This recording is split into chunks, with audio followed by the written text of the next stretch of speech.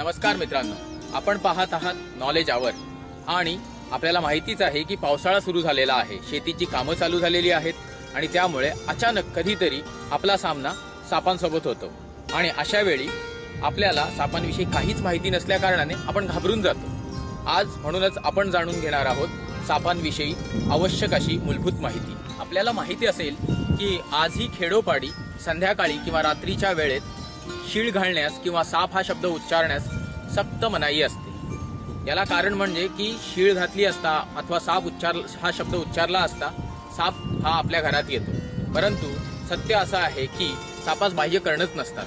त्यामुळे तुम्ही शीळ घातलीत काय आणि साप हा शब्द उच्चारलात काय त्याच्याने काहीच फरक पडत नाही। अशा अनेक गैरसमजुतीत अडकलेला हा जीव पर्यावरणाचा समतोल राखण्यास मात्र फारच मदत करतो। आजच्या नॉलेज आवरच्या भागात आपण साप, त्यांच्या विविध जाती, त्यांच्याविषयी असलेले समज गैरसमज यांच्याविषयी प्राथमिक स्वरूपाची माहिती घेणार आहोत। परंतु त्याआधी ऋणनिर्देश। सदर कार्यक्रमात दाखवलेली चित्रे, माहिती ही काही मान्यवरांच्या पुस्तकातून घेतलेली आहे। त्याचप्रमाणे इंटरनेटवरील संकेतस्थळांचाही आपण भरपूर प्रमाणात वापर केलेला आहे। अशा स्क्रीनवर दाखवलेल्या सर्व व्यक्तींचे, त्याचप्रमाणे दाखवलेल्या संकेतस्थळाच्या अधिकारी व्यक्तींचे आम्ही मनापासून आभारी आहोत। या कार्यक्रमाचा मुख्य उद्देश जनसामान्यात सापांविषयी आवश्यक ती मूलभूत माहिती पोहोचविणे हा आहे। या कार्यक्रमासाठी किंवा कार्यक्रमाद्वारे आपण कुठल्याही प्रकारचे अर्थार्जन केलेले नाही अथवा आर्थिक मोबदला घेण्यात आलेला नाही। सापांविषयी सखोल माहिती जाणून घेण्याआधी आपण जाणून घेऊया सापांचा इतिहास। साप हे पृथ्वीवर निर्माण झालेल्या सुरुवातीच्या जीवांपैकी एक आहे। अतिशय प्रतिकूल स्थितीत पण स्वतःचं अस्तित्व टिकून ठेवण्याच्या त्यांच्या प्रवृत्ती आणि प्रकृतीमुळे ते आजही पृथ्वी तलावर बहुसंख्य स्वरूपात सापडतात। आपल्याला माहित नसेल, परंतु जगामध्ये सापांच्या एकूण 3000 जाती आढळतात। त्यापैकी 280च्या आसपासच्या जाती या आपल्या देशातच आढळतात। समाधानकारक बाब म्हणजे की यातील फारच कमी आणि ज्यांना बिग फोर म्हटलं जातं याच उपद्रवी किंवा अपायकारक अशा विषारी सापांचं अस्तित्व आपल्या आजूबाजूच्या परिसरात आढळते। साप हे ध्रुवीय प्रदेश वगळता पृथ्वीवर बहुतेक ठिकाणी आढळतात। 8 डिग्री सेल्सिअस ते 45 डिग्री सेल्सिअस हे त्यांच्यासाठी अनुकूल असलेलं तापमान आहे। अशा सापांचे त्यांच्या डोक्याचे आकार, त्याचप्रमाणे शेपटीचे आकार, त्यांच्यावर असलेल्या खवलांचे आकार आणि इतरही अनेक पार्श्वभूमीवर शारीरिक आकारावर त्यांचे विविध प्रकार पाडले जातात। परंतु मानव जातीस अतिशय महत्त्वाचं असं वर्गीकरण म्हणजे त्यांची विष निर्माण करण्याची क्षमता, कारण याच विषयाच्या क्षमतेमुळे मानव जातीस अपाय निर्माण होतो। विष निर्मितीची क्षमता व त्याच्यापासून मानवाला होणारा अपाय या अनुषंगाने सापांचे 3 प्रमुख प्रकार पडतात: बिनविषारी साप, निमविषारी साप आणि विषारी साप। बिनविषारी सापांमध्ये विषदंत आणि विष निर्माण करणाऱ्या विषग्रंथी नसतात। बहुतांश वेळा हा साप आपलं भक्ष्य आवळून त्याचा श्वास कोंडून त्याला नंतर गिळंकृत करते। परंतु निमविषारी सापात मात्र असलेले विष हे मानवास अपायकारक नसते। या विषामुळे किंवा या विषाच्या परिणामामुळे त्याचं भक्ष्य हे मूर्छित होतं आणि ते पचण्यास सुलभ होतं। विषारी सापांच्या बाबतीत विषदंत व विषग्रंथी असतात। विषग्रंथीत निर्माण झालेले विष विषदंतामार्फत भक्ष्याच्या शरीरात सोडले जाते। यामुळे भक्ष्य मूर्छित होते आणि नंतर पचण्यासही सुलभ होते। मानवासही हे विष अपायकारक असते आणि म्हणून जर चुकून विषारी सापाने दंश केला आणि जर योग्य वैद्यकीय उपचार मिळाले नाहीत तर ते मानवी जीवावर बेतू शकते। आपण पाहिलेच आहे की भारतामध्ये किंवा आपल्या परिसरात आढळणारे बहुसंख्य साप हे बिनविषारीच असतात। तरीही या सापाच्या दंशानंतर होणारी शारीरिक आणि मानसिक हानी ही या सापाविषयी असलेल्या माहितीच्या अभावामुळे होते। अशा बिनविषारी सापांविषयी आज आपण जाणून घेणार आहोत। पावसाळ्यातील आल्हाददायक हवामान आणि वातावरणातील गारवा जसा आपल्याला हवाहवासा वाटतो तसा तो सापांनाही अनुकूल असतो। पावसाळ्यांमध्ये सगळ्यांना परिचित असलेला एक साप म्हणजे नानेटी। चित्रात दाखविल्याप्रमाणे नानेटी हा साप 1 ते 2 फूट लांबीचा असतो। या सापाच्या तपकिरी रंगाच्या शरीरावर लांबीला समांतर असे शरीराच्या दोन्ही बाजूस पिवळसर पट्टे असतात। बेडूक, सरडे, गवतावरील किडे इत्यादींवर गुजराण करणारा हा साप दमट जागी आढळतो। मिलनाच्या कालावधीत एकत्रितरित्या अनेक नानेट्या तुम्हाला दिसू शकतात आणि यामुळेच जनमानसात त्यांच्याविषयी फार मोठा गैरसमज आढळतो। तो असा की जर आपण 1 नानेटी मारली असता तिथे 2 नानेट्या येतात, 2 नानेट्या मारल्या असता तिथे 6 नानेट्या येतात। आणि 6 नानेट्या मारल्यानंतर मात्र तिकडे एक नाग किंवा भुजंग येतो। खरे पाहता हा पूर्णतः गैरसमज आहे आणि ह्यामधलं खरं सत्य हे शून्य आहे। परंतु अशा ह्या गैरसमजुतीमुळे मात्र या बिनविषारी सापाचा नाहक बळी जातो। आपण पुढील साप समजून घेणार आहोत, तो आहे दिवड। दिवड हा पाण्यात आढळणारा, गोड्या पाण्याच्या परिसरात आढळणारा एक बिनविषारी साप आहे। चित्रात दाखवल्याप्रमाणे दिवड या सापाच्या अंगावर बुद्धिबळाच्या पटाप्रमाणे काळसर आणि पिवळसर रंगाचे चौकोनी पट्टे आढळतात। ह्या सापाची लांबी 2 ते 5 फूट असते। हा साप आक्रमक वृत्तीचा असून अतिशय कडाडून चावतो। याचा दंश वेदनादायी असून हा साप बिनविषारी असल्या कारणाने अपायकारक नसतो। याचं वास्तव्य तलाव, नद्या, नाले, डबके, खाडी इत्यादी ठिकाणी असते। दिवड या सापाविषयी जो गैरसमज आहे तो पूर्णतः अशास्त्रीय आहे। दिवड हा साप जमिनीवर असताना चावला असता तो विषारी होतो आणि आपल्याला त्या विषाचा त्रास होतो, हा गैरसमज आहे। कुठलाही साप मग तो विषारी असेल तर तो पाण्यात असो वा जमिनीवर तो विषारीच राहतो आणि बिनविषारी असेल तर तो पाण्यात असो वा जमिनीवर तो बिनविषारीच राहतो। परंतु अशा या गैरसमजामुळे मात्र हा साप मारला जातो। पुढील साप जो आपण पाहणार आहोत तो आहे म्हणजे हिरवा दिवड, अर्थातच गवतामध्ये आढळणारा गवत्या। चित्रात दाखवल्याप्रमाणे गवत्या किंवा हिरवा दिवड याची लांबी 1 ते 3 फूट असते। याचं वास्तव्य भात शेती व दलदलीच्या ठिकाणी असते। गवतात असलेले कीटक, छोटे बेडूक आणि सरडे इत्यादींवर हा साप गुजराण करतो। बिनविषारी असलेला हा साप आपल्या परिसरात फारच कमी प्रमाणात आढळतो। धामण हा मोठ्या आकाराचा साप आहे। त्याच्या मोठ्या आकारामुळे आणि नाग या सापाशी असलेल्या साम्यामुळे त्याचा नाहक बळी जातो। चित्रात दाखवल्याप्रमाणे धामण हा साप 5 फुटांपासून 12 फुटांपर्यंत आढळतो। या सापाचा रंग पिवळसर तपकिरी किंवा हिरवट काळा असा असतो। शरीराची खालची बाजू पिवळसर असते। शेपटी खूप लांब व सडपातळ असते। त्याला ओळखण्याची प्रमुख खूण म्हणजे या सापाच्या जबड्यावर, खालच्या जबड्यावर असलेल्या उभ्या काळ्या रेषा। हा साप आपली गुजराण उंदीर खाऊन करतो। धामण रागावला असता अथवा चवताळला असता आपली शेपटी आणि मान चपटी करून हिस हिस असा साऊंड करतं आणि यामुळे बहुतांश वेळा आपल्याला जर माहिती नसेल तर आपल्याला असं वाटतं की तो नागच आहे। धामण हा साप नागापेक्षा खरं पाहता फारच चपळ असतो। त्याची शेपटी ही नागाच्या शेपटीप्रमाणे बोथट नसून अतिशय बारीक आणि सडपातळ आणि लांबसड असते। या सापाविषयी बरेचसे गैरसमज जाणवतात, ते म्हणजे की हा साप गायी आणि म्हशींच्या पायाला विळखा घालून त्यांच्या आचळातून दूध पितो। त्याचप्रमाणे असाही एक मोठा गैरसमज जाणवतो की मादी धामण हा नर नागासोबत मिलन करतो आणि या प्रकारचे अनेक गैरसमज या सापाशी संबंधित आहेत। यामधली सत्यता मात्र काहीच नाही। मानवाने जंगलावर केलेल्या अतिक्रमणामुळे धामण हा साप आजकाल मानवी वस्तीत सर्रास आढळतो। यापुढील साप आपण जो पाहणार आहोत त्याचं नाव आहे धुळनागिन। याला इंग्लिशमध्ये रेसर म्हटलं जातं कारण खरंच हा साप अतिशय चपळ असतो। धुळनागिन हा साप 2 ते 5 फूट लांब असतो। बिनविषारी असलेला हा साप डिवचल्यानंतर विषारी नागाप्रमाणे आपले शरीर चपटे करतो। म्हणूनच या सापाला मराठीत धुळनागिन म्हटले जाते। उंदीर खाऊन गुजराण करणारा हा बिनविषारी साप मनुष्य वस्तीच्या आसपास आढळतो। अजगर हा आकाराने मोठा, जाड व मजबूत शरीरयष्टीचा साप आहे।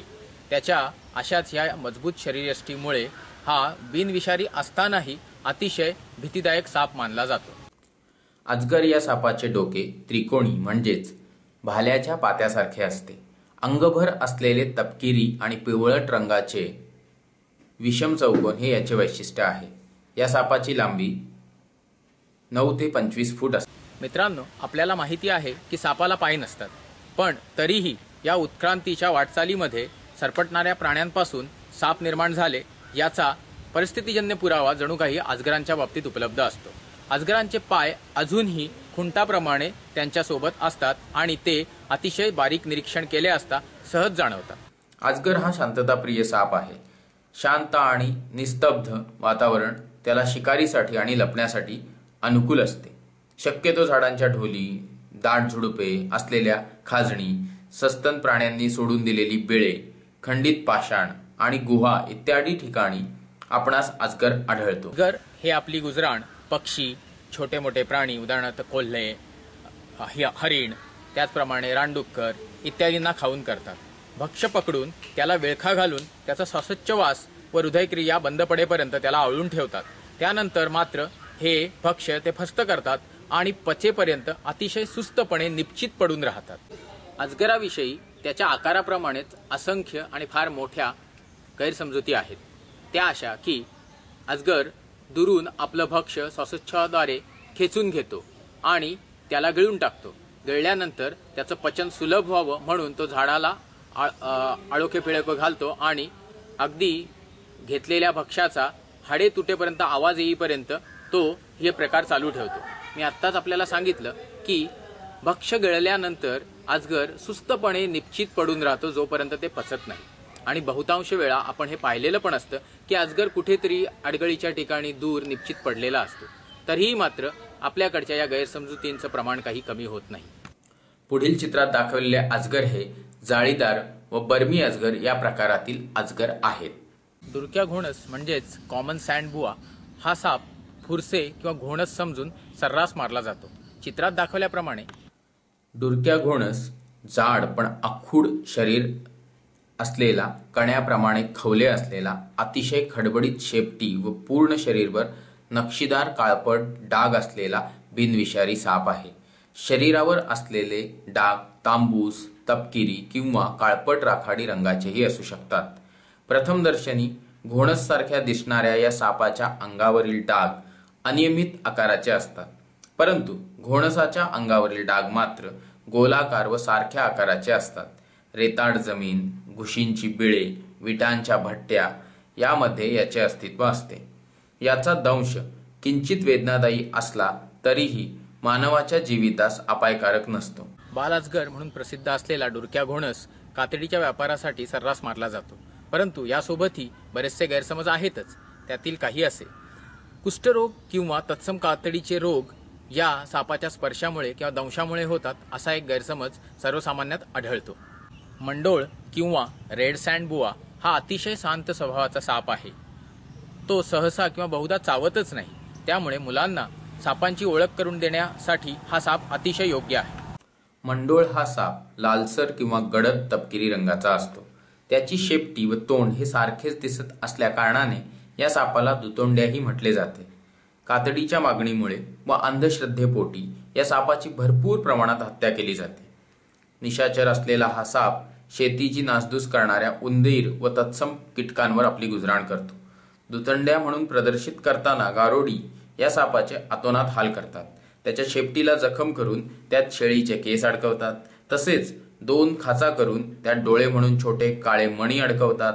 गंमत म्हणजे हा साप सुद्धा तोंडाच्या बाजूला अडथळा निर्माण केला असता शेपटीच्या बाजूने चालायला लागतो. त्यामुळे गारुड्यांचे चांगलेच फावते. पैशांचा पाऊस पाडण्याच्या अंधश्रद्धेपायी या सापाला बंदिस्त केले जाते व त्याची नाहक हत्या केली जाते. पुढील साप आहे कुकरी. कुकरी या हत्याराप्रमाणे याच्या दातांची रचना असते, म्हणून त्याला कुकरी म्हणण्यात येतं. परंतु त्याच्या दातांच्या रचनेवर घाबरून जाऊ नका. हा अतिशय शांत स्वभावाचा साप आहे, जणू काही मंडुळाचा भाऊच. आणि अशा या सापाला आपल्याला चित्रात दाखवण्यात आलेला आहे. कुकरी या सापाचा रंग तांबूस किंवा हलका तपकिरी असतो. त्यावर जाड काळ्या किंवा निळ्या रंगाचे आडवे पट्टे असतात. डोक्यावर बाणाकार चिन्ह असते. पाली, सापसुरळी, छोटे उंदीर हे याचे प्रमुख खाद्य आहे. अंगावरील आडव्या पट्ट्यांमुळे मण्यार समजून या बिनविषारी सापाची हत्या केली जाते. मण्यार या विषारी सापासारखा दिसणारा कवड्या म्हणजेच वुल्फ स्नेक हा अतिशय चिडचिडावा आक्रमक साप आहे. हातात घेतल्या घेतल्या चावण्याची याची खासियत आहे. असा हा साप मात्र मण्यार या सापासारखा दिसत असल्या कारणाने नाहक मारला जातो. कवड्या या सापाचा रंग तांबूस, तपकिरी किंवा काळा असतो. त्याच्या अंगावर डोक्यापासून सुरुवात करत शेपटीकडे हलके होत जाणारे पांढऱ्या किंवा पिवळ्या रंगाचे बारीक आडवे पट्टे असतात. डोके त्रिकोणी असून मान बारीक असते. या सापाची लांबी 1 ते 2.5 फूट असते. हा निशाचर साप बऱ्याचदा मनुष्यवस्तीत आढळतो. सरडे, बेडूक, सापसुरळी, पाली हे याचे खाद्य आहेत. सर्प जमातीतील सर्वात लहान साप म्हणजे ब्राह्मिणी वर्म स्नेक अर्थातच वाळा. हा बिनविषारी साप असून जणू काही इतर सापांचं खाद्य बनण्यासाठीच जन्माला आलेला असतो. वाळा या सापाचा रंग तांबूस वा तपकिरी असतो. त्याच्या अंगावर गुळगुळीत, चकचकीत खवले असतात. त्याच्या शेपटीला एक लहानसा काटा असतो. गांडूळ, मुंग्या व वाळवीची अर्भके यावर हा गुजराण करतो. पुढील चित्रात दाखवलेला साप हा बीट वर्म स्नेक म्हणजेच चांचूवाळा सर्प आहे. बिनविषारी सर्पगटात मोडणारे इतरही अनेक साप आहेत, परंतु यातील फारच कमी आपल्याकडे आढळतात आणि म्हणूनच जे आपल्याकडे कधी कधी आढळतात त्यातील काहींची आपण थोडक्यात माहिती घेणार आहोत. तस्कर हा साप नावाप्रमाणेच अतिशय चलाक असतो. चित्रात दाखवल्याप्रमाणे डिवचले असता आक्रमक प्रवृत्ती घेतो. याची लांबी 2 ते 5 फूट असते. याचप्रमाणे बिनविषारी गटात मोडणारा रुका सर्प, ज्याला इंग्लिशमध्ये ब्रॉन्झ बॅक ट्री स्नेक म्हटले जाते, नावाप्रमाणेच हा साप झाडांवर राहतो. तो अंगाने लांब व बारीक असतो व संपूर्ण शरीराचा रंग हा ब्रॉन्झ धातूप्रमाणे चकचकीत तपकिरी असतो. हा साप 3 ते 6 फूट लांबीचा असतो. या सापाविषयी असलेला गैरसमज अतिशय अविश्वसनीय आहे. तो असा की हा साप जेव्हा माणसाला चावतो तेव्हा तो माणूस मेल्यानंतर त्याची प्रेतयात्रा जाईपर्यंत तो झाडाच्या वर जाऊन बसतो आणि जाणारी प्रेतयात्रा पाहतो. काळतोंडे हा बिनविषारी साप विषारी प्रवाळ सापाप्रमाणे दिसतो, परंतु लांब लचक, बारीक होत जाणारी शेपटी व पाठीवरील काळ्या ठिपक्यांची साखळी यामुळे हा साप सहज ओळखता येतो. निमविषारी आणि विषारी सापांविषयी जाणून घेण्याआधी आपण त्यांच्या भक्ष्यांविषयी माहिती घेऊया. चित्रात दाखवल्याप्रमाणे सरडा, बेडूक, उंदीर, पाली, सापसुरळी, गांडूळ, मासे, गवतावरील कीटक हे सर्व सापाचे अन्न आहेत. साप हा पूर्णतः मांसाहारी प्राणी असून गैरसमजुतीने आपण पाजत असलेले दूध हे सापास अपायकारक असते. याचप्रमाणे साप ज्यांचे भक्ष्य आहे अशा प्राण्यांमध्ये मुंगूस, घुबड, गरुड, घार, मोर, बगळा, ससाणा यांचा समावेश होतो. साप हे माणसांचे भक्ष्य नसताना देखील माणूस हा सापांचा सर्वात मोठा शत्रू आहे. आणि म्हणूनच बिनविषारी सापांविषयी जाणून घेतल्यानंतर आता आपण वळूया निमविषारी सापांच्या गटाकडे. हरणटोळ या सापाला वेल्या साप किंवा वाईन स्नेक असे म्हटले जाते. खरोखरच हरणटोळ म्हणजेच हिरवी हरणटोळ ही एखाद्या हिरव्या वेलीप्रमाणे दिसते, तर तपकिरी हरणटोळ ही एखाद्या वाळलेल्या सुकलेल्या तपकिरी कलरच्या वेलीप्रमाणे दिसते. हरणटोळ हा साप 1 फुटापासून 6 फुटापर्यंत असतो. त्याचा रंग पोपटी किंवा हिरवा असतो. डोके लांब, चिंचोळे व नाजूक असते. ह्याच्या डोळ्याची बाहुली आडवी असते. हे वैशिष्ट्य विषदंत वरच्या जबड्याच्या मागच्या बाजूला असतात. कुठल्याही झाडाझुडपांमध्ये वृक्षवेलीवर हा सहजपणे आढळतो, परंतु रंग वैशिष्ट्यामुळे तो तिथे असतानाही दिसत नाही. पण चवताळल्यावर हा साप शरीर फुगवतो व जबडा वाचतो, त्यामुळे अतिशय भीतीदायक दिसतो. या सापाचे विष हे अतिशय सौम्य असते, त्यामुळे त्यांना भक्ष्य अधिक वेळ जबड्यात पकडून ठेवावे लागते.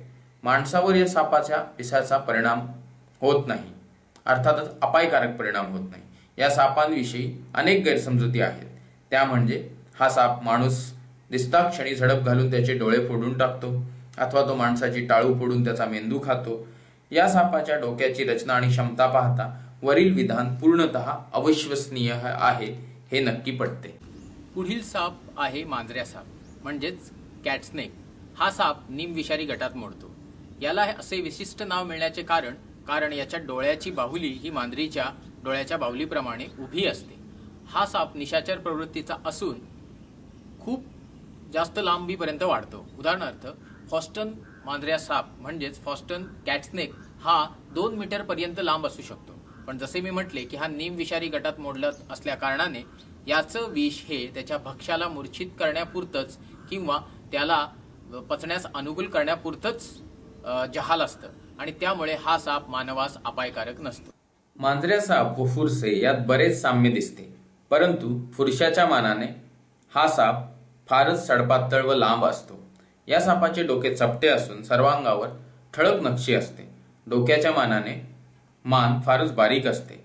सरडे, सापसुरळी, लहान उंदीर हे याचे अन्न आहेत. पुढील साप आहे उडता सोनसर्प. हा साप जंगलातील उंच झाडावरून हवेतून तरंगत येताना बहुतांश वेळा आपल्याला दिसू शकतो. हा साप आपले शरीर चपटे करून हवेतून तरंगत झेपावतो. उडता सोनसर्प या सापाची रंगसंगती अतिशय सुंदर असते. त्याच्या काळ्या शरीरावर पिवळे व पांढरे ठिपके असतात. त्यावर सुंदर तांबडी नक्षी असते. या सापाची लांबी 3 ते 5 फूट असते. हे साप उंच मोठी झाडे व घनदाट जंगलात राहतात. एका झाडावरून दुसऱ्या झाडावर जाण्यासाठी हवेच्या दाबाचा उपयोग करून कागदी विमानांप्रमाणे ते ग्लाइड करतात. त्यांच्या पुढील दातातील विषयुक्त लाळेमुळे भक्ष्य मलूल पडते. साप जेवढा रंगबिरंगी तेवढा जास्त विषारी असतो, अशा मानवी गैरसमजुतीमुळे यांची विनाकारण हत्या केली जाते. झिलन हा साप किनारपट्टीत दलदलीच्या ठिकाणी, शक्यतो मँग्रोव्ह परिसरात आढळतो. हा साप त्या परिसरातील छोटे खेकडे, मासे इत्यादींवर राहून उतराण करतो. झिलन हा साप 1 ते 2 फूट लांबीचा असतो. शरीराचा वरील भाग हा काळसर राखाडी रंगाचा असून खालची कडा पांढुरक्या रंगाची असते. याची शेपटी आखूड व थोडी बोथट असते. निमविषारी गटात मोडणारे काही साप आपल्याकडे फारच कमी प्रमाणात आढळतात, म्हणून त्यांची माहिती आपण संक्षिप्त स्वरूपात घेत आहोत. चिकणी नायकुल हा साप अतिशय बारीक व लांबट असतो. पिवळसर तपकिरी रंगाचा हा साप 3 ते 4 फूट लांबीचा असू शकतो. हा साप सरडे, छोटे उंदीर खाऊन स्वतःची गुजराण करतो. चित्रात दाखवल्याप्रमाणे श्वानमुखी सर्प हा राखाडी तपकिरी रंगाचा असतो. याचे डोके व मान जाडसर असते. डोळे आणि नाकपुड्या डोक्याच्या वरील भागात असतात. हा साप 2 ते 5 फूट लांबीचा असू शकतो. भारतीय अंडीखाऊ साप. चित्रात दाखवल्याप्रमाणे या सापाचे अस्तित्व हे वर्धा, यवतमाळ, अमरावती परिसरात आढळते. मानवाच्या आताताईपणामुळे या सापाचे अस्तित्व धोक्यात आलेले आहे. हा साप आता दुर्मिळ झाला आहे. या सापाला अंडीखाऊ साप म्हणण्याचे विशेष कारण म्हणजे या सापाच्या शरीरात असलेल्या विशिष्ट रचनेमुळे हा साप अंड पूर्ण गिळतो व मानेजवळच्या एका टोकदार अवयवाने ते फोडून अंड्याचे कवच बाहेर फेकून देतो. हा साप 2 फूट लांबीचा असतो. याचे शरीर काळे असून पाठीवर फिक्कट पिवळ्या रंगाच्या ठिपक्यांची ओळ असते. निमविषारी सर्पगटातील शेवटचा साप आपण पाहणार आहोत, रेती सर्प. चित्रात दाखवल्याप्रमाणे याचे अनेक प्रकार महाराष्ट्रात सापडतात. हा साप सरडे, उंदीर यावर आपली गुजराण करतो. हा साप निमविषारी गटात मोडतो. या सापांपासून आपल्याला खरंच धोका उद्भवतो, ज्यांच्या दंशाने आपल्याला जीवाला अपाय होऊ शकतो. असे साप म्हणजे विषारी साप. या सापांमध्ये आढळणारे जे बिग 4 कॅटेगरीतले साप आहेत, त्यांच्या व्यतिरिक्त आपल्याकडे आढळणारे इतरही विषारी साप यांच्याविषयी आपण आता बोलणार आहोत. भारतामध्ये आढळणाऱ्या आणि आपल्याकडेही सापडणाऱ्या प्रमुख 4 विषारी जमातींपैकी एक प्रमुख प्रजाती आहे नाग. नाग हा आपल्याकडे विशेष करून आढळतो आणि हा साप जगप्रसिद्ध आहे 2 गोष्टींसाठी. एक म्हणजे त्याच्या जहाल विषासाठी आणि एक म्हणजे त्याच्या फण्यासाठी. इंडियन स्पेक्टॅकल्ड कोब्रा म्हणजे भारतीय चष्मा नाग. या सापाची लांबी 3 ते 7 फुटादरम्यान असते. सामान्यतः सर्व अंग काळे अथवा गर्द तपकिरी अथवा पिवळट पांढऱ्या रंगाचे असते. मानेच्या खालच्या बाजूवर रुंद पट्टा असतो. अंगावर पांढरे ठिपके अथवा पिवळ्या रंगाची नक्षी असते. या नागाच्या फण्यावर अंगठीसारखी दिसणारी 2 चिन्हे असतात. कधीकधी ती चष्म्यासारखी किंवा 10च्या आकड्यासारखी भासतात. फणा मिटलेला असताना हा साप धामणीप्रमाणे दिसतो, परंतु धामण या सापापेक्षा थोडी लांबीने जास्त असते व तिचे डोके व मान चपटी असते. हा साप सामान्यतः भात शेतीत आढळतो. डिवचले असता तात्काळ फणा काढतो व गळ्यातून हिस हिस असा आवाज काढतो. त्याच्या विषाचा परिणाम मज्जातंतूंवर होऊन श्वसनक्रिया व हृदयक्रिया बंद पडते.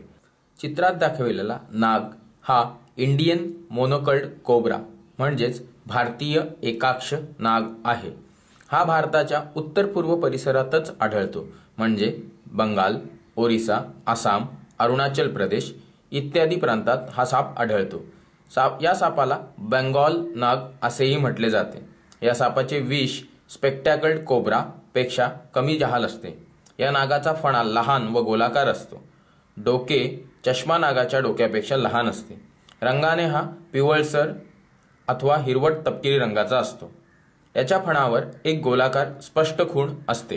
नागराज हा नाग या वर्गातील अतिशय मोठा साप आहे. या सापाच्या विषग्रंथीमध्ये 6 cc म्हणजे 6 मिलीलिटर एवढं विष असतं. या विषाचा उपयोग केला असता एक हत्ती ते 30-32 माणसं मारली जाऊ शकतात. हा साप लांबीने 9 ते 15 फूट एवढा असतो. नागराज हा साप महाराष्ट्रात बऱ्यापैकी दुर्मिळ आहे. याचा रंग सर्वसाधारणतः पिवळट किंवा गर्द हिरवा असतो. शेपटी मात्र काळपट असते व शरीराच्या खालच्या भागाचा रंग वरील भागापेक्षा फिक्कट असतो. नागराजाचे मुख्य भक्ष्य साप हेच असतात. याचा फणा अरुंद परंतु इतर नागांपेक्षा अधिक लांब असतो. डिवचले असता जमिनीपासून 3 ते 4 फूट उंच तो उभा राहू शकतो. नागाचे विष हे माणसाच्या मज्जासंस्थेवर परिणाम करते. प्रमुख लक्षणांमध्ये दंश झालेल्या जागी जळजळ होऊन सूज येते, अंग जड झाल्यासारखे वाटते, झोप येते व हातपाय गळल्यासारखे वाटतात. डोळ्यांच्या पापण्या जड होऊन मिटू लागतात. तोंडातून लाळ गळू लागते, घाम फुटतो, श्वास घेणे जड जाते, हृदयाचे ठोके वाढतात. नागराज हा एकच साप असा आहे जो घरटे बांधतो. घरटे बांधण्यासाठी मादी झाडाची पाने खरवडून एकत्र करते व ढीग रचते. त्यात 20 ते 50 अंडी घालते. अंडी उभेपर्यंत मादी घरट्यावर अथवा त्याच्या जवळ राहते. बिग 4 या वर्गात असणाऱ्या आणि आपल्याकडे सहजपणे सापडणाऱ्या मण्यार या सापाचं विष अत्यंत जहाल असतं. मण्यार या सापाचा रंग निळसर काळा असतो. त्याच्या अंगावर पांढऱ्या रंगाचे मानेनंतर सुरू झालेले परंतु शेपटीपर्यंत गेलेले बारीक पट्टे असतात. हा साप प्रथमदर्शनी कवड्या सापाप्रमाणे दिसतो. या सापाचे डोके गोल असते. या सापाची लांबी 3 ते 6 फूट असते. हा साप इतर साप तसेच लहान मण्यार साप खाऊन स्वतःची गुजराण करतो. निशाचर असलेला हा साप भारतात सर्वत्र आढळतो. त्याचे विष सामान्य नागाच्या विषापेक्षा 8 पट तीव्र किंवा जहाल असते. याच्या विषाचा माणसाच्या मज्जासंस्थेवर परिणाम होतो. मण्यार सापाचा दंश झाल्यावर आढळणारी बरीचशी लक्षणे नागाच्या दंशाप्रमाणेच असतात. फक्त सर्पदंश झालेल्या जागी जळजळ किंवा सूज येत नाही. पोटात आणि सांध्यात अतिशय वेदना होतात. चित्रात दाखवलेला साप हा पट्टेरी मण्यार असून तो गडचिरोली, चंद्रपूर तसेच बंगाल, ओरिसा, आसाम येथे सापडतो. आग्याम मण्यार म्हणून संबोधण्यात येणारा हा साप अत्यंत विषारी असतो, परंतु अतिशय शांत असल्याने क्वचितच दंश करतो. याची लांबी 4 ते 7 फूट इतकी असते. घोणस म्हणजेच रसेल स्वायपर हा एक विषारी साप आहे. अतिशय लठ्ठ आणि बोजड असलेला हा साप अत्यंत चपळाईने हल्ला करतो. घोणस या सापाच्या अंगावर साखळीसारखी चित्राकृती असते. त्याचे डोळे त्रिकोणी व चपटे असतात. त्याचे विषदंत हे त्याच्या जबड्यात दुमडून बसवलेले असतात. या सापाची लांबी 3 ते 6 फूट असते. या सापाच्या विषाचा परिणाम माणसाच्या रक्तावर व रक्तसंस्थेवर होतो. डिवचला असता तो हिस हिस आवाज करून फुटकार सोडतो व स्वतःचा बचाव करण्यासाठी कडाडून चावतो सुद्धा. इतर जातीचे साप, सरडे, उंदीर, विंचू यावर तो गुजराण करतो. घोणसाचा दंश झाला असता दंश झालेल्या जागी प्रथम जळजळ सुरू होऊन नंतर संपूर्ण अवयवावर पसरते. दंश झालेला भाग हिरवट निळसर होऊन सुजू लागतो. दंश झालेल्या भागातून तसेच हिरडीतून आणि लघवीतून रक्तस्राव सुरू होतो. रक्तस्रावामुळे अशक्तपणा येतो. घोणसाचे विष रक्तात त्वरित मिसळते म्हणून रक्तस्राव थांबवण्याकरता जी औषधे वापरली जातात त्यात घोणसाच्या विषाचा समावेश करतात. विषप्रतिबंधक लसीमध्येही त्याचा उपयोग केला जातो. फुरसे हा बिग 4 गटातील सर्वात छोटा सभासद आहे. त्याची लांबी 1 ते 2 फुटादरम्यानच असते. फुरसे या सापाचे डोके मानेपेक्षा बरेच मोठे असते. पाठीवरील खवले कणीदार असतात. डोक्याच्या मध्यभागी बाणासारखी दिसणारी आकृती असते. शरीराच्या मानाने शेपूट फारच आखूड असते. दगडाखाली, झाडांच्या साली तसेच डबर, काटेरी झुडपे ही त्याची आवडती वसतिस्थाने आहेत. पुरुषांच्या पाठीच्या दोन्ही कडांना खरबरीत व धारदार खवले असतात. ही खवले एकमेकांवर घासून तो फुस फुस असा आवाज करतो, म्हणूनच कदाचित त्याला फुरसे म्हणत असावेत. फुरसे ओळखण्याची प्रमुख खूण म्हणजे त्याची वेलांटी चाल. हा साप मान उचलून तिरकी पुढे सरकवतो, त्यामुळे मानेबरोबर त्याचे शरीर त्या दिशेस फेकले जाते. यामुळे फुरसे तिरका सरपटत चालताना दिसतो. फुरसे सापाचा दंश झालेल्या जागी प्रथम जळजळ सुरू होऊन नंतर संपूर्ण अवयवावर पसरते. विषामुळे रक्ताच्या गुठळ्या होतात. दंश झालेल्या भागातून, हिरडीतून, लघवीतून रक्तस्राव सुरू होतो. चापडा किंवा हरानाग म्हणून संबोधण्यात येणाऱ्या सापाला इंग्लिशमध्ये बांबू पीट वायपर म्हणण्यात येते. हा साप शक्यतो बांबू किंवा झाडाझुडपांमध्ये आढळतो. चापडा या सापाच्या नाकपुड्या व डोळे यामध्ये छोटासा खळगा म्हणजेच पीठ असतो. हा खळगा उष्णता संवेदनक्षम असतो. आजूबाजूला फिरणाऱ्या भक्ष्याला टिपण्यात याचा उपयोग त्याला होतो. या सापाचे डोके त्रिकोणी व चपटे असते. मान बारीक असते. शरीराचा वरचा भाग हिरवा पोपटी तर खालचा भाग पिवळसर असतो. या सापाची लांबी 1 ते 3 फूट असते. या सापाचे विष जास्त जहाल नसते, त्यामुळे मृत्यू क्वचितच येतो. चित्रात दाखवलेला नाकडा चापडा व मलबारी चापडा ह्या बांबू पीट वायपर याच्याच प्रजाती आहेत. चापडा सापाच्या दंशानंतर दंश झालेल्या जागी जळजळ सुरू होऊन वेदना होतात व सूज येते. सूज व जळजळ त्या अवयवावर पसरते. काही वेळानंतर आंतररक्त स्त्राव होतो. बिनविषारी काळतोंड्या सापाप्रमाणे दिसणारा कोरेल स्नेक हा एक विषारी साप आहे. पोळा साप लांबीने 1 फूट असतो. रंगाने फिक्कट तपकिरी असतो. शेपटीवर काळ्या रंगाची 2 कडी असतात. शेपटीचा खालचा भाग गुलाबी तांबडा म्हणजेच पोळ्या वर्णाचा असतो. शेपटीच्या टोकाचा खालील भाग निळसर असतो. डोके व शेपटी जाडसर व आखूड असते. हा साप पालापाचोळ्यात वीट दगडांच्या ढिगात सापडतो. चवताळला असता हा साप शेपटी हलवून तिचा खालील आकर्षक रंग दाखवतो. बंदिस्त अवस्थेत वाळा साप खाताना तो आढळला आहे. हे साप बऱ्यापैकी दुर्मिळ आहेत. चित्रात दाखवलेला साप हा कोरेल स्नेकचाच एक प्रकार आहे. या स्ट्रिप्ड कोरेल स्नेक म्हणजेच पट्टेरी पोळा सर्प म्हटले जाते. पोळा सर्पाचा दंश झालेल्या ठिकाणी जळजळ होऊन सूज येते. हा साप दुर्मिळ असल्याकारणाने अधिक माहिती उपलब्ध नाही. बहुतांश समुद्र सर्प हे अतिविषारी असतात.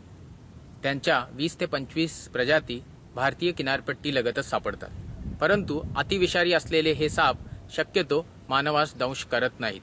भारतात समुद्र सापांच्या विषावर प्रतिबंधक लस तयार होत नाही. समुद्र सर्पाच्या दंशाने स्नायूमध्ये वेदना होतात व अवयव लुळा पडतो व काही तासातच लघवी लाल होते. अशा प्रकारे या कार्यक्रमात आपण 30 ते 35 सापांची माहिती घेतली. त्यातील आपल्याकडे आढळणाऱ्या 5 ते 7 सर्पजमातीच फक्त विषारी आहेत. अशा या सापांविषयी अनेक अंधश्रद्धा आहेत.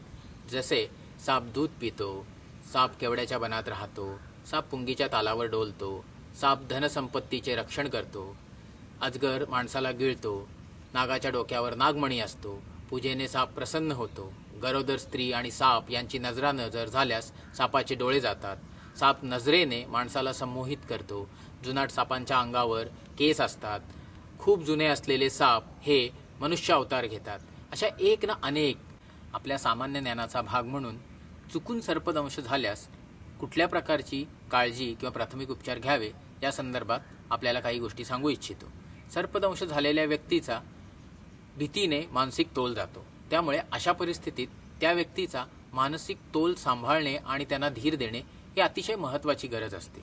रुग्णास श्रम न होऊ देता शांतपणे पडून राहाव्यास सांगणे ही सुद्धा एक दुसरी महत्त्वाची गरज आहे.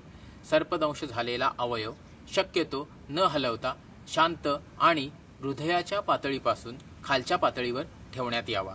याच प्रकारे नाग आणि मण्यार लक्षात ठेवा, नाग आणि मण्यार यांचा दंश झाल्याची शक्यता असल्यासच आवळपट्टी बांधावी आणि तीही माहितगार व्यक्तीकडूनच बांधली जावी. जखम शक्य झाल्यास हळुवारपणे जंतुनाशकाने धुवून साफ करावी. आणि सगळ्यात शेवटची परंतु अतिशय महत्त्वाची गोष्ट जी प्रथम केलीत तरी हरकत नाही की रुग्णास शक्य तेवढ्या लवकर इस्पितळात हलवावे.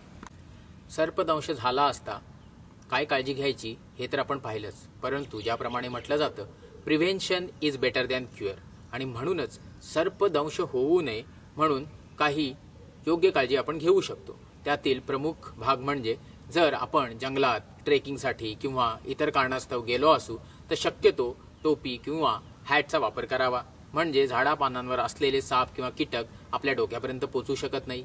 त्याचप्रमाणे पायाची काळजी घेण्यासाठी गमबूट किंवा इतर शूजचा वापर करावा. अशा रस्त्यातून जात असताना शक्यतो हातात काठी असेल तर ती आपटत चालावे. हे तर झालं जंगल प्रवासाच्या बाबतीत. परंतु जेव्हा आपण जंगलात जाऊन कॅम्पसाईट बनवतो त्यावेळी अन्नपदार्थ बनवण्याची आणि खाण्याची जागा तसेच पाणी वापरण्याची जागा ही आपल्या कॅम्पसाईटपासून दूर ठेवली तर उत्तम. कारण उन्हाळ्याच्या दिवसात गारवा शोधत शक्यतो साप आणि इतर तत्सम प्राणी त्या ओलाव्याच्या जागी येतात. याचप्रमाणे खेडेगावातील व्यक्तींनी सरपणासाठी लाकडे गोळा करताना शक्यतो काळजीपूर्वक निरीक्षण करूनच सरपणाखाली हात घालावे. सरपण त्याचप्रमाणे गोवऱ्या गोळा करण्याची जागा ही घराला चिकटून नसावी. ती शक्यतो आपल्या घराच्या भिंतीपासून काही अंतरावर असावी, ज्या योगे गोवऱ्यात किंवा त्या सरपणाखाली लपलेले साप रात्रीच्या वेळी आपल्या घरात येणार नाहीत. याचप्रमाणे आपल्या घरात असलेले आपले पेट म्हणजेच आपले पाळीव प्राणी जर आपण घराच्या बाहेर जर समजा वासांना वगैरे लटकवून ठेवलेले असतील तर त्यांना खाण्याच्या निमित्ताने आलेला साप मग एखाद वेळेस घरातही शिरतो. त्यामुळे अशा छोट्या छोट्या गोष्टी की जसं आपल्या घरात असलेली आपली बागकामाची आवड आणि त्याच्याशी संबंधित असलेल्या वेली जर एखाद्या झाडापर्यंत पोहोचत असतील किंवा एखाद्या झाडाच्या फांद्या आपल्या घराच्या छपराला स्पर्श करत असतील तर त्या द्वारे साप चुकून आपल्या घरात प्रवेश करू शकतात. या सगळ्या छोट्या छोट्या गोष्टींची काळजी घेऊन आपण सापापासून दूर राहू शकतो आणि त्याचा दंश होण्यापासून आपण आपला बचाव करू शकतो. चुकून समजा सापाने आपल्या घरात प्रवेश केलाच तर खबरदारी म्हणून आपण पहिलं काम करू शकता ते म्हणजे आपल्या परिचित किंवा आपल्या कोणाला माहिती असेल अशा एका सर्पमित्राला नक्की बोलवा. अनुभव नसलेल्या व्यक्तीने साप हाताळण्याचा किंवा साप पकडण्याचा बिलकुलही प्रयत्न करू नये. सतत सापापासून सुरक्षित अंतर ठेवावं. सापाला पळवून लावण्यासाठी लांब काठीचा उपयोग आपण करू शकता. शक्य झाल्यास विजेरीचा म्हणजे बॅटरीचा उपयोग करून दुरूनच सापाला ओळखण्याचा प्रयत्न नक्की करू शकता. अति जवळच्या एन्काउंटरमध्ये म्हणजे खूपच जवळ साप तुमच्या आहे अशा परिस्थितीमध्ये घाबरून जाऊन वेडीवाकडी हालचाल करण्यापेक्षा तुम्ही स्तब्ध राहून सापाला शांत करू शकता. साप हा हालचालीचा वेध घेत असतो, त्यामुळे जर तुम्ही सापाच्या खूप जवळ असाल तर तुम्ही शांत राहिल्याने सापाचा तुमच्याकडे लक्ष जात नाही आणि अशा परिस्थितीत तुम्ही वेळेचा उपयोग करून शक्य तेवढ्या दूर सापापासून जाऊ शकता. कार्यक्रमाच्या शेवटी एवढेच सांगणे आहे की साप हा अतिशय मौल्यवान प्राणी आहे. प्राणी आणि वनस्पती यांना बांधणाऱ्या जीवनसाखळीतील तो एक महत्त्वाचा घटक आहे. वर्षाकाठी 850 पिल्लांना जन्म देणाऱ्या आणि त्याचप्रमाणे अन्नधान्याची खूप नासाडी करणाऱ्या उंदरांचा नायनाट साप हे करतात. सापांचा दुसरा महत्त्वाचा उपयोग म्हणजे सापांचं विष हे प्रतिविष बनवण्याच्या लसीवर वापरण्यात येतं. त्याचप्रमाणे सापांच्या विषाचा उपयोग हा माणसांना होणाऱ्या इतर दुर्धर आजारावरील औषधे निर्माण करण्यासाठी केला जातो. अशा या सापांचं रक्षण हे खऱ्या अर्थाने पर्यावरण संरक्षण आहे, हे आपण विसरता कामा नये. आज इथेच थांबूया. पुन्हा भेटूया नॉलेज आवरच्या पुढील भागात घेऊन एक नवीन विषय. धन्यवाद.